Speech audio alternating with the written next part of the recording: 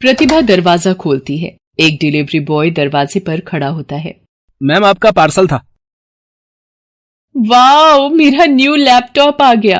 पहले भी तो तुम्हारे पास एक लैपटॉप था, अब ये एक और क्यों मंगवा लिया?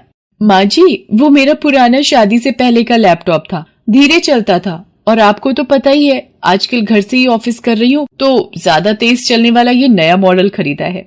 अच्छा, फिर ठीक है। वैसे ये पार्वती बहू नहीं आई, बड़ी देर की गई हुई है। अरे वो माधव की मदद को गई है। आज खेत में नए बीज बोने थे। हमारी किसान बहू खेत पर नई फसल उगाने गई है। लो जी, किसान बहू खेत पर, और वो क्या कहते हैं? सॉफ्टवेयर। हाँ वही, सॉफ्टवेयर बहू अपने कमरे में नौकरी करने गई। पर मेरी दोनों बहुएं कुछ भी कहो, मेहनत तो बहुत करती हैं। बस मेरे परिवार को किसी की नजर ना लगे। पर शायद ब्रिज कुमार और लता के हंसते खेलते परिवार को नजर लगाने को आ रहा था। माँ जी, वो मैंने आपको बताया था ना कि पिताजी ताऊ जी के घर गए हैं, उन्होंने ऑपरेशन करवाए हैं, तो पिताजी अब कुछ दिन वहां रुककर उनकी दुकान संभालेंगे, इसलिए माँ घर में अकेली होंगी। और आप तो जानते ही हो कि भैया अमेरिका में शिफ्ट हो गए हैं, तो मैं चाहती थी कि जब तक पिताजी ताऊ जी के पास रहे तब तक माँ हमारे साथ ही रह लेंगी। हाँ हाँ छोटी बहू, ये भी कोई पूछने की बात है? बुला लो अपनी माताजी को, कुछ दिन हमारे पास रह लेंगी। प्रतिभा अपनी माँ कमलेश को फोन करके अपने पास बुला लेती है। आइए आइए कमलेश बहन जी, जय श्री कृष्णा। और सफर में कोई दिक्कत तो नहीं हुई? नहीं नहीं बहन जी, प्रमोद समय पर स्टेशन लेने आ गया था, उसने किसी बात की तकलीफ ही नहीं होने दी। जय कृष्णा मौसी जी। जीती रहो बहू। माँ तुम आ गई, कितने दिनों बाद तुम्हें देख रही हूँ। मैं ठीक हूँ बेटा, खेत से आ रहे हो दोनों लग रहा है। बहन जी, पार्वती खेतों में माधव का हाथ बटाती है, इसलिए वो भी रोजाना खेत पर जाने लगी है।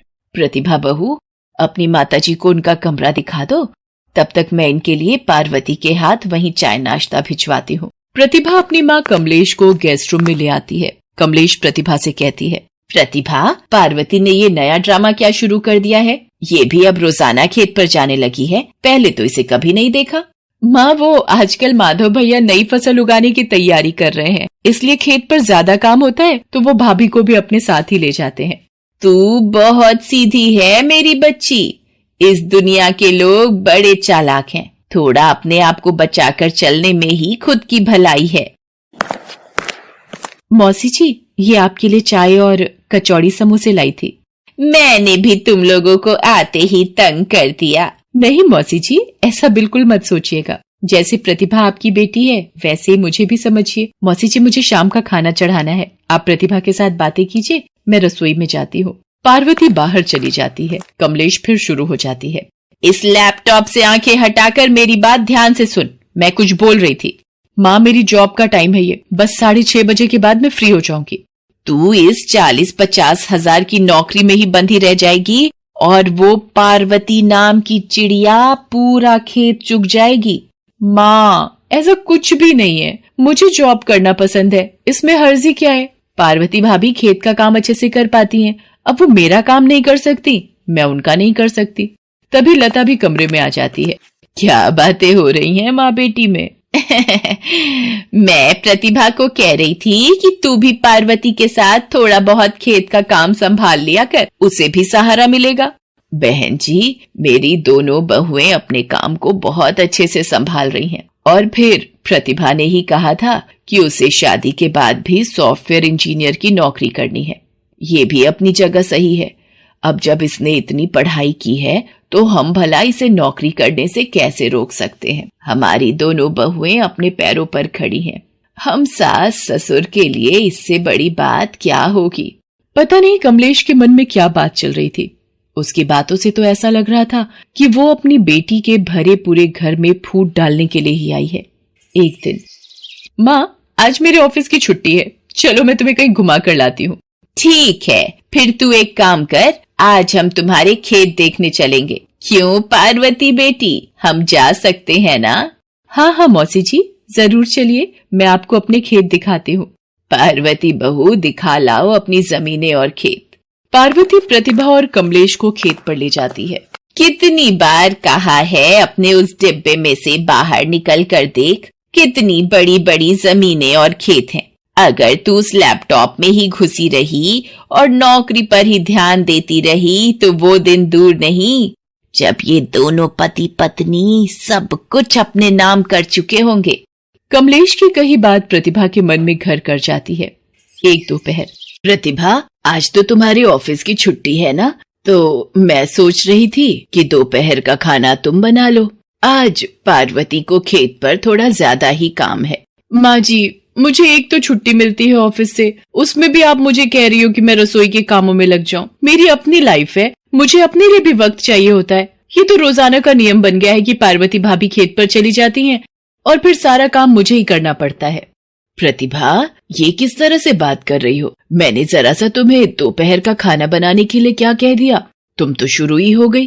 ठीक है, तुम नौकरी करती हो, तुम एक सॉफ्टवेयर इंजीनियर हो, मैं जानती हूँ तुम भी मेहनत करती हो, पर मिल बांट कर काम करने से काम कम हो जाता है। इसीलिए मैंने तुम्हें बोला था। रहने दो तुम, मैं बना लूंगी दोपहर का खाना, तुम अपने कमरे में जाकर आराम करो।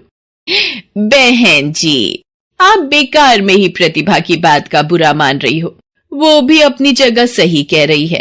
पार्वती तो रोजाना अब खेत पर चली जाती है, तो प्रतिभा भी तो नौकरी करती है ना, फिर वो क्यों घर का काम करे? तो ये प्यार से भी मुझे बोल सकती थी कि ये अपने लिए वक्त लेना चाहती है। क्या मैं मना कर देती? इतना सुनाने की शायद कोई जरूरत नहीं थी प्रतिभा को, ये आप भी जानती हैं। तभी पार्वती खेत से आ जाती है और लता से कहती है, माँ जी, वो खेत पर थोड़ा समय ज्यादा लग गया। वो मैं जल्दी में चली गई थी, इसलिए दोपहर का खाना नहीं बना पाई थी। मैं अभी थोड़ी देर में दाल चावल चढ़ा देती हूँ, जल्दी बन जाएंगे। कमलेश प्रतिभा के कमरे में चली जाती है। प्रतिभा रसोई में जाती है। भाभी, आपने अच्छा घर वालों को अपने इशारों पर नचाया हुआ है। माँ जी तो बेवकूफ बन सकती हैं, पर मुझे बनाना मुश्किल है। मैं एक पढ़ी लिखी समझदार वर्किंग वुमेन हूँ, ये हमेशा याद रखना।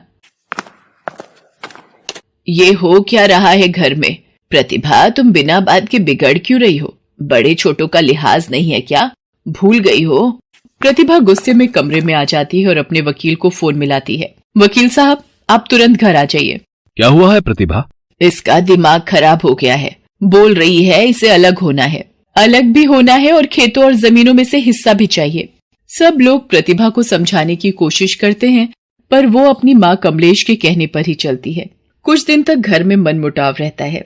कमलेश वापस चली जाती है। प्रतिभा ने वकील को कागज बनाने को बोल रखा था। अचानक वकील का फोन आता है और वो कुछ ऐसी बात बताता है कि प्रतिभा की आंखों में आंसू आ जाते हैं। तभी कमलेश का भी फोन आ जाता है। क्या हुआ प्रतिभा? वकील ने बंटवारे के कागज का कुछ किया? माँ, मेरे खुशहाल परिवार में क्यों फूट डाल गई? आपको पता है, जिस जमीन पर पार्वती भाभी और माधव भैया खेती करते हैं, वो जमीन पहले से ही मेरे और प्रमोद के नाम है। आपने मुझे मेरी ससुराल में ही अपमानित कर दिया माँ। लता प्रतिभा का रोना सुनकर कमरे में आ चुकी थी। इतनी देर में पार्वती भी घबरा कर अंदर आ जाती है। प्रतिभा लता के गले से लगकर रोने लगती है। माँ जी, मुझे माफ कर दीजिए, मैं अपने हाथों से अपना घर उजाड़ने चली थी। आपने मुझे कभी नहीं टोका, हमेशा मुझे नौकरी के लिए प्रोत्साहन दिया और मैंने उसी प्यार का फायदा उठाया और पार्वती भाभी के साथ इतना बुरा व्यवहार किया। मैं आप सबसे माफी मांगना चाहती हूँ, मुझे माफ कर दीजिए। मेरी दोनों बहुओं पर मुझे गर्व है।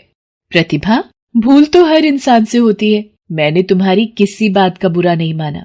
और फिर लता पार्वती और प्रतिभा अपनी दोनों बहुओं को गले से लगा लेती है। उस दिन किसान बहू वर्सेस सॉफ्टवेयर बहू को गले से लगाकर लता की आंखों में भी खुशी के आंसू आ जाते हैं।